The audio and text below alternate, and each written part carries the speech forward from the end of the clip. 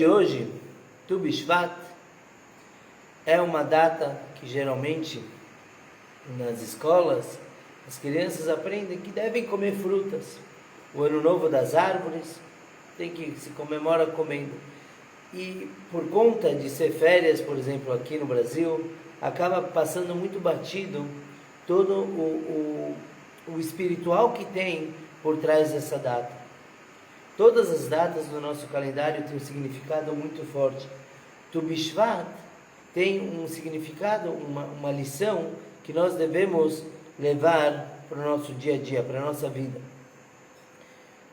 As árvores sempre fizeram parte da nossa história, inclusive, logo no começo da criação do mundo, a gente lê no Gênesis que o primeiro, e na verdade o único mandamento que o Adão e Eva tinham no paraíso era de não comer dos frutos de uma árvore. Então lá no começo, as árvores já estavam com a gente, acompanhando toda a nossa história. Quando nós lemos na Torá, em Dvarim, no capítulo 20, versículo 19, a Torá traz um mandamento muito forte relacionado às árvores. A Torá diz Ki Ha'adam Etz HaSadeh, que o homem é a árvore do campo. E baseado nesse versículo, o dia de hoje ganha uma importância muito maior. Se a gente parar para pensar, a gente não comemora o ano novo dos animais, embora ele sim exista. A gente não comemora outros anos novos, somente o nosso Rosh Hashanah com o Shofar e o ano novo das árvores em Tu Bishvat. Por que isso? Por que justamente das árvores? Então a Torá comparou o ser humano com a árvore. Naquela ocasião, naquele mandamento da Torá, essa comparação vem porque nas leis de guerra a Torá proíbe que se destruam árvores frutíferas. Porque afinal de contas, quando o povo fosse atacar uma cidade, eles poderiam precisar de madeira para pôr fogo, para táticas de guerra. E uma coisa que a Torá proíbe é que se destruam árvores frutíferas para esse propósito. E por quê? Porque a árvore é como o homem do campo. Então seria uma forma de assassinato você causar um desperdício desse. Então quando a gente comemora o ano novo das árvores, a gente não está comemorando apenas das árvores como a gente vê aqui aí fora, um tronco e folhas, e sim, a gente está comemorando também o ano novo do ser humano. Porque como a Torá diz, o homem é a árvore do campo, tem um relacionamento muito estreito entre os dois. Tá bom? Então no dia 15 de Shvat, a gente comemora. Por quê? Se alguém vai para Israel, que é a nossa terra sagrada, a nossa fonte, a gente vai para Israel hoje, o que a gente vai ver nos pomares? Absolutamente nada. Não é época de nascer frutas. Inclusive, hoje, se a gente for numa feira em Israel, a maioria das frutas são importadas. Não são nem da própria terra. Tem uma outra fruta que já apareceu, mas a maioria não. Por que isso? Então, qual é a lógica da gente comemorar o Ano Novo das Árvores e comer frutas justamente numa época que não tem frutas? Tem registrado esse e-mail da Raquel, de já mandaram várias vezes a conta. Certa vez, tinha um cara que viu um chinês se mudar, ser vizinho dele. Um cara com toda a indumentária, costumes chineses. E ele percebeu que uma das coisas que esse chinês fazia diariamente, todos os dias, 6 horas da manhã, ele saía no quintal dele e jogava água num cantinho do quintal. Mas não tinha nada lá. Todos os dias, 1 semana, 2 semanas, 6 semanas. E aí, o vizinho não aguentou mais. Ele chegou para o chinês e falou: olha, me fala o que está acontecendo aqui. Todo dia eu vejo você jogando água. O chinês sorriu para ele e falou: espera e você vai ver. O homem achou isso muito estranho. 1 ano jogando água, 2 anos jogando água, 3 anos, 5 anos. Até que num dado momento, ele precisou viajar e ele passou 1 semana fora. Quando ele voltou, ele viu naquele canto que o chinês esteve regando, tinha um bambu de 6 metros. O bambu cresceu rápido. E aí ele entendeu todo o conceito. O chinês ele estava regando o bambu. O bambu, depois do seu plantio, leva muito tempo para florescer, para aparecer. Agora, se aquele chinês tivesse escutado o seu vizinho cético, falando por que você está jogando água aí, ele não teria regado e não teria nascido nada ali. Agora, já que ele tinha aquela fé, aquela confiança que a terra devolveria o seu esforço, então ele foi regando. Na realidade, nós somos a mesma coisa, principalmente no quesito de estudo da Torá. Muita gente estuda a Torá, muita gente lê um versículo, deveríamos sempre estudar mais e mais, mas a verdade é que você vai numa yeshiva e você vê pessoas estudando sérias e compenetradas, e você vê um ou outro que está passando tempo só. Ele estuda algumas linhas, depois para. Então a nossa tendência é falar, não serve para nada o que ele está fazendo. Muita gente, quando a gente fala de estudar Torá, muitas pessoas falam, imagina, Rabino, o que adianta eu ler 3 minutos por dia de salmo? Ou 3 minutos por dia de um livro? Não adianta nada. A gente tem a tendência de desprezar coisas que a gente não vê resultado. Se eu não vejo o cara estudando Torá e de repente se tornando uma pessoa elevada, etc., então eu tenho a tendência de achar que aquilo não vale nada. Mas a realidade é que nem regar para nascer um bambu. Você não vê o que está acontecendo. Você não vê o que está sendo produzido, porque está tudo embaixo da terra. Nós somos assim, tanto para o lado positivo quanto o negativo. Muitas vezes a gente começa a criticar uma pessoa, uma criança, mas ainda e fala, e a criança parece que não está nem aí.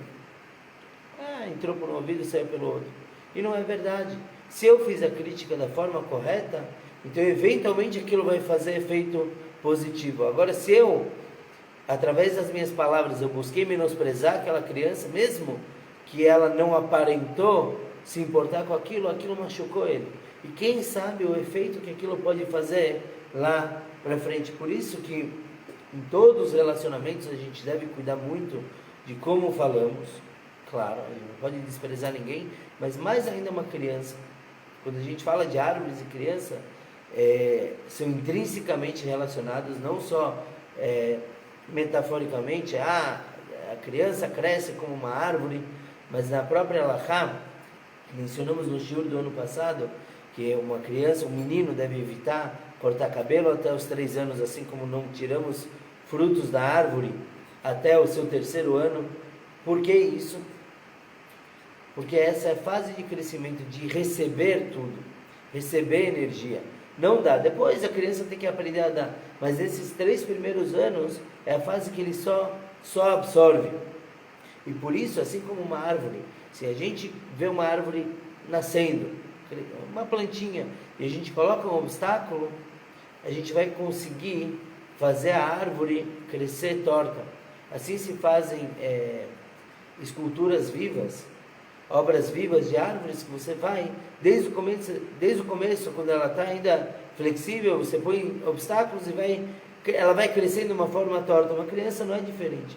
Se a gente põe o tempo todo obstáculos e palavras negativas para ela, ela também, infelizmente, cresce toda torta. Então a primeira lição que a gente tem que tirar das árvores, do nosso relacionamento com árvores, é que nem tudo que você vê está acontecendo, ou melhor, o contrário, nem tudo que está acontecendo você consegue ver.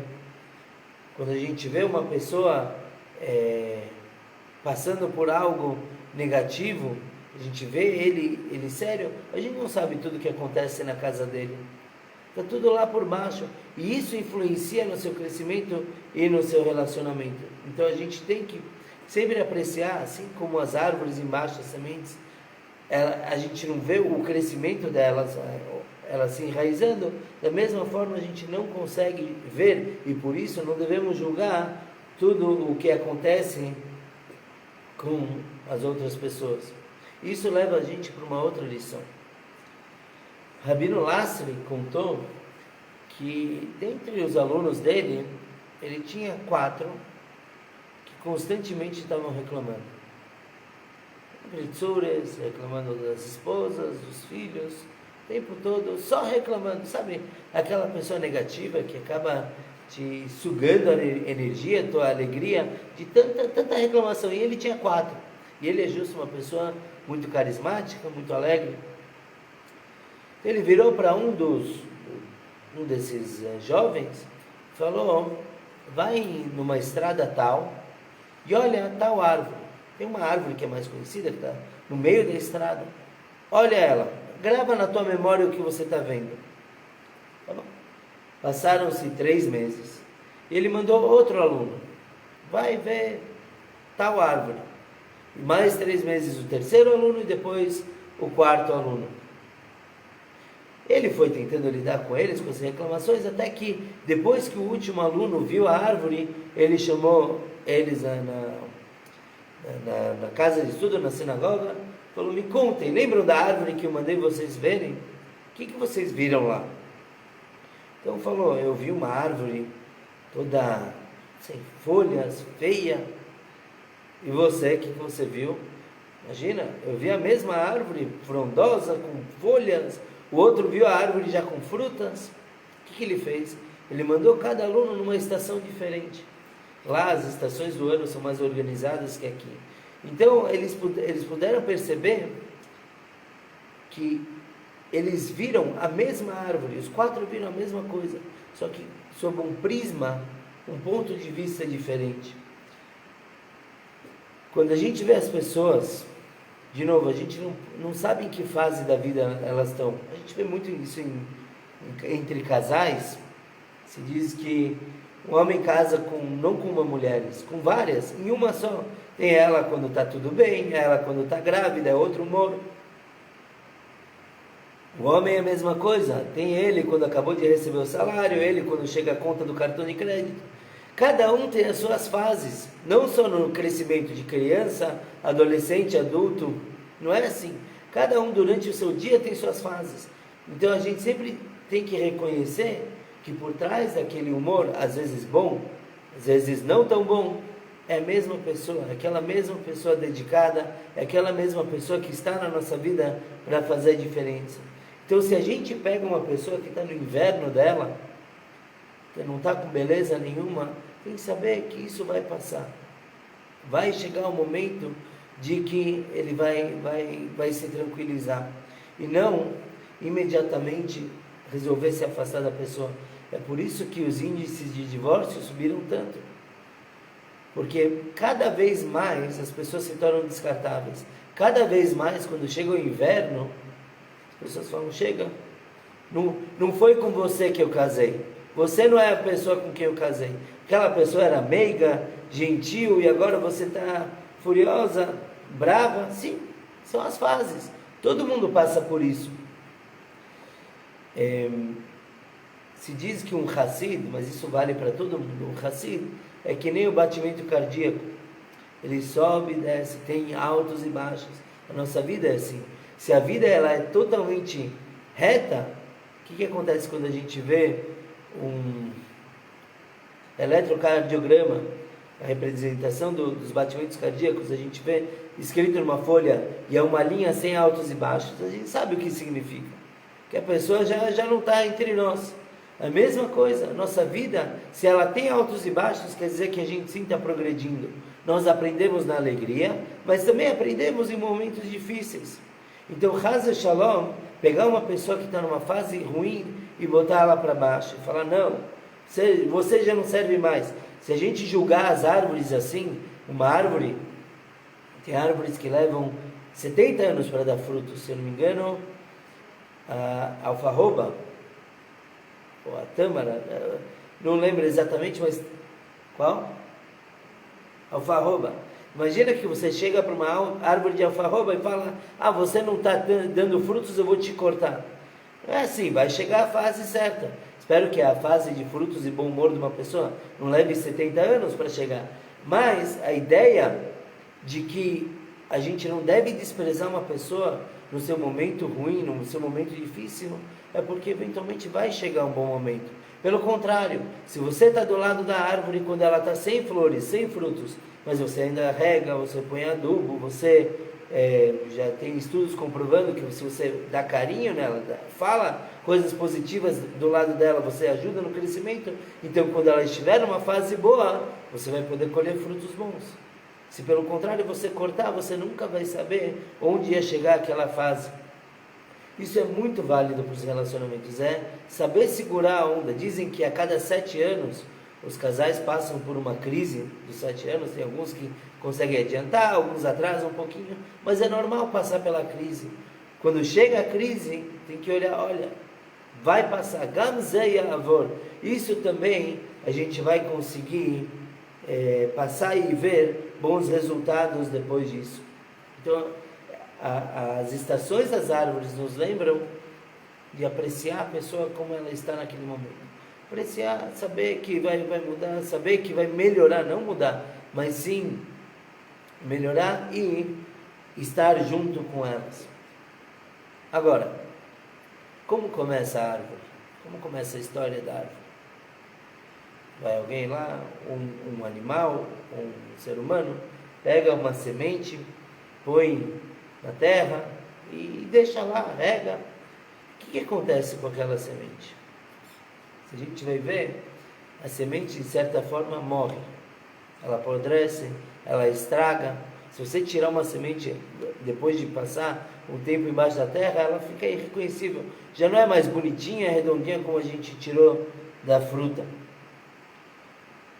Esse é o conceito de bitul, um conceito muito profundo na Hassidut, que é o ceder. Imaginem que se a gente pudesse falar com a semente.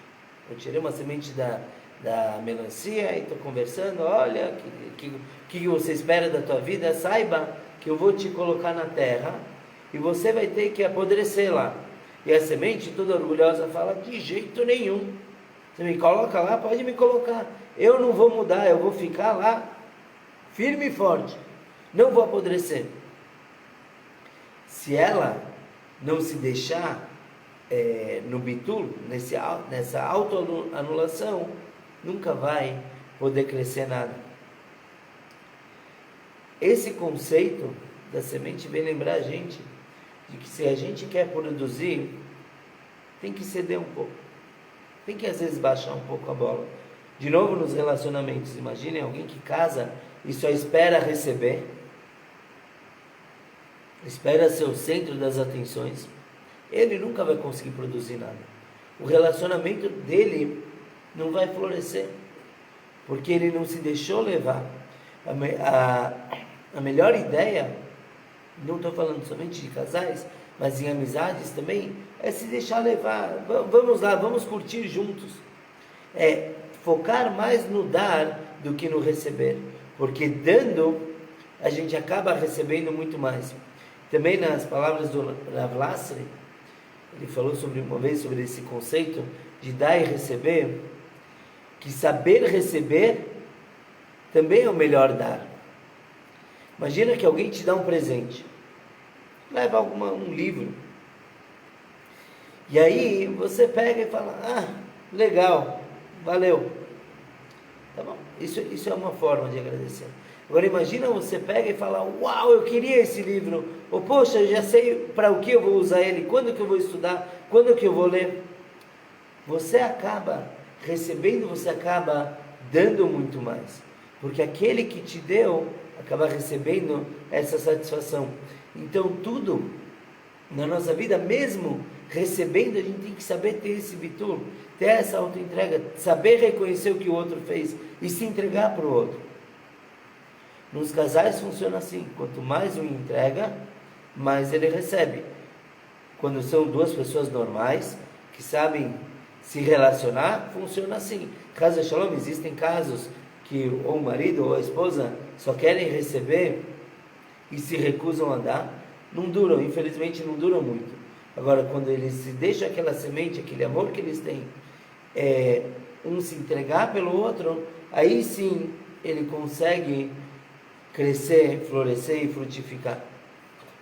Então essa é uma das lições também preciosas que a gente tira das árvores e que nos mostra quão iguais nós somos. Nós somos criados dessa mesma forma. O ser humano vem para o mundo dessa forma também, algo tão pequeno se entrega e cresce, assim também as árvores. Inclusive, é tão parecido que se a gente olhar na reza, na Midá, nós pedimos chuva, ou melhor, nós lembramos Deus das chuvas na mesma bênção que nós pedimos ressurreição dos mortos. Alguém já percebeu isso? Lendo a tradução da Midá, da reza que nós falamos em voz baixa, com os pés juntos, na mesma reza que nós lembramos Deus que Ele precisa mandar chuva ou orvalho, nós mencionamos a ressurreição dos mortos. Por quê? Porque também segue esse princípio.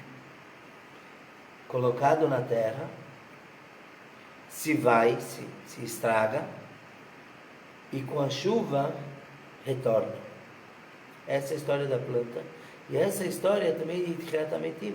Nós costumamos sempre depois mencionar, quando infelizmente falece uma pessoa, é lembrar que vai vir uma chuva tal tchiá, é chamado de orvalho da ressurreição, e vai acontecer igualzinho com as plantas, vai acontecer com as pessoas que se foram. E por isso também é importante, né, quando a gente sabe de um judeu que quer ser cremado, inclusive não sou um judeu, ninguém deve ser cremado, mas a pessoa insiste nisso, é falar, não, é tentar ao máximo evitar, porque nós somos iguais às plantas. Tudo bem que as plantas, o bambu do chinês lá levou 5 anos, para as pessoas levou já muito mais tempo, mas já chega agora e vai resolver, mas tem esse mesmo conceito, tem aquele conceito de ser colocado na terra para depois retornar. Nós, vivos, não precisamos ser colocados na terra para ter essa entrega, nós podemos simplesmente nos entregar uns para os outros, de forma completa, de forma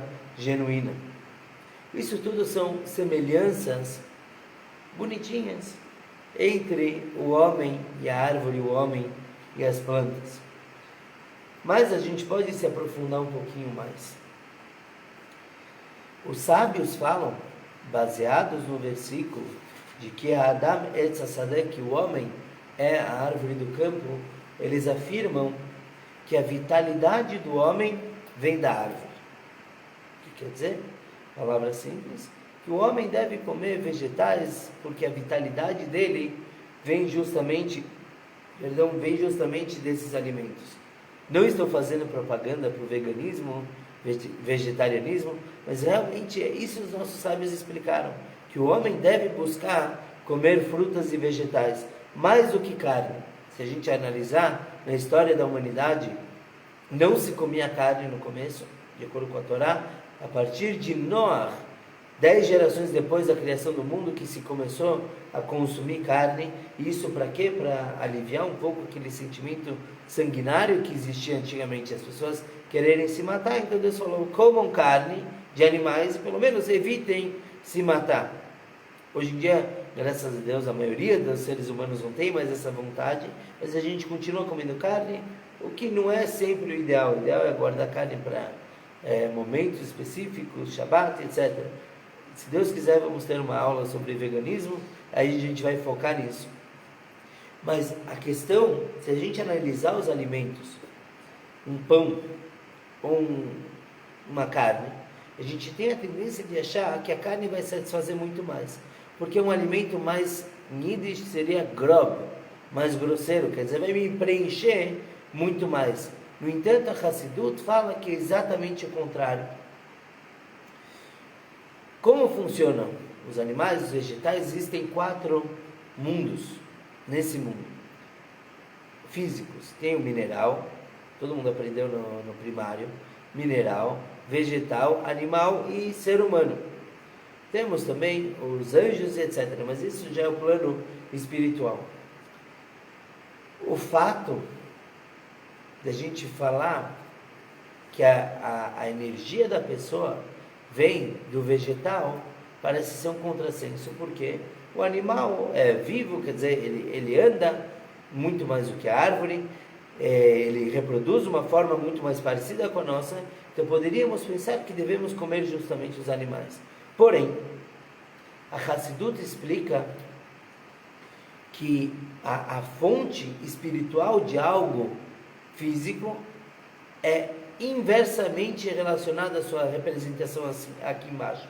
Como funciona? Se aqui embaixo o mundo, o reino vegetal é inferior ao animal, é porque lá em cima o vegetal é superior ao animal.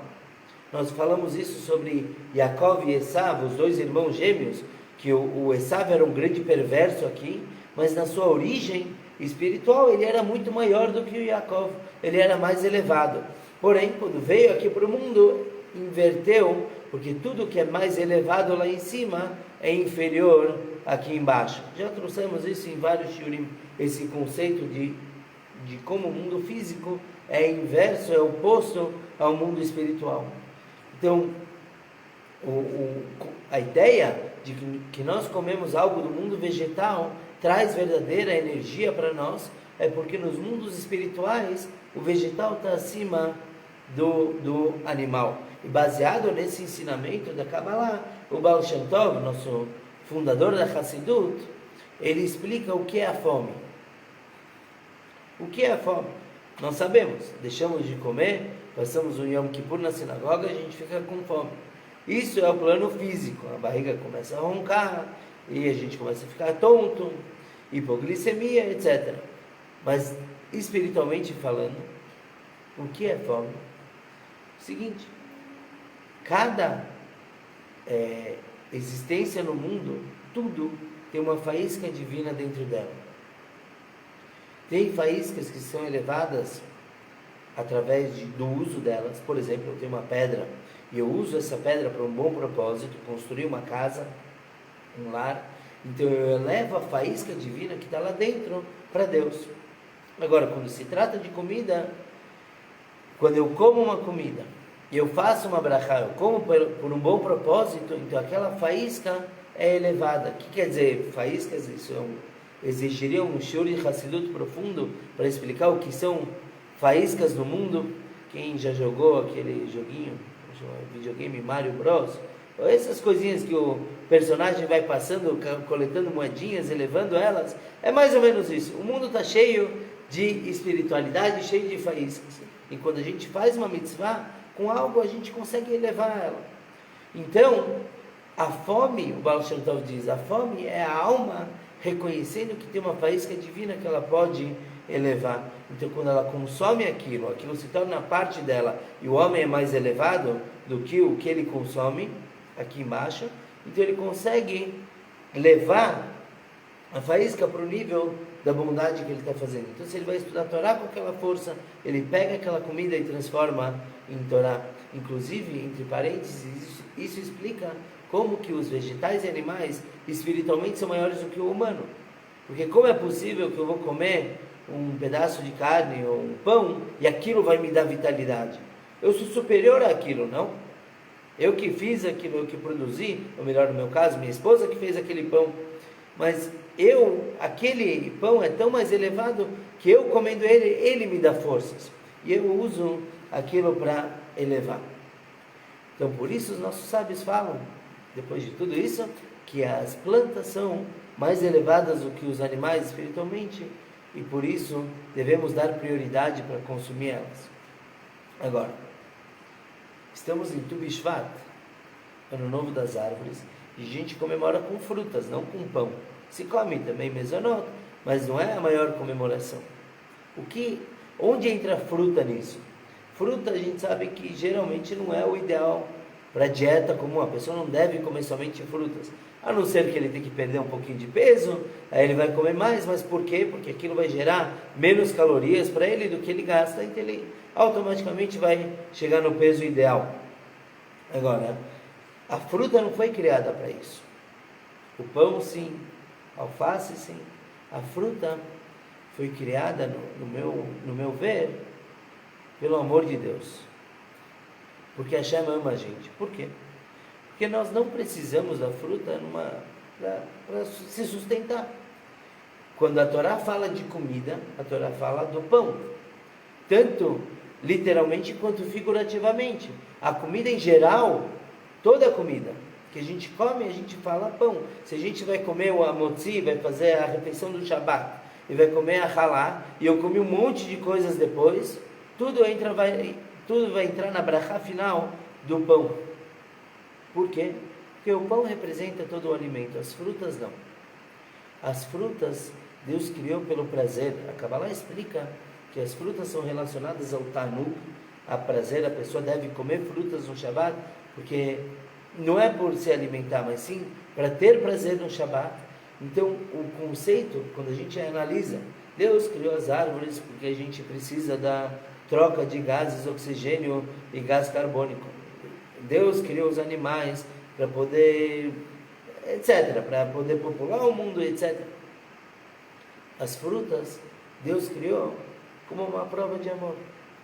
Falou, sabe o que? Eu vou pôr alguma coisa nesse mundo para vocês simplesmente terem prazer.